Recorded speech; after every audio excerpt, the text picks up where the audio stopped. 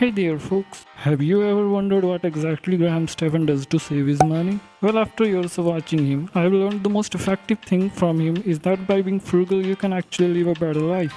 And you know what Graham always says about that? Okay, even though I'm not that extreme, I think it's important that I open up and be completely honest about why I've become so fixated on saving money. I tend to believe that buying things, getting caught up in a consumerist lifestyle, and living to impress others is always going to be a losing battle. So instead, we should strive to reduce our expenses, reduce our extravagances, and get back to the basics of what we value the most, which for me is freedom, not things. So according to him, it's all about being mentally free from impressing the world and sticking to the basics in life.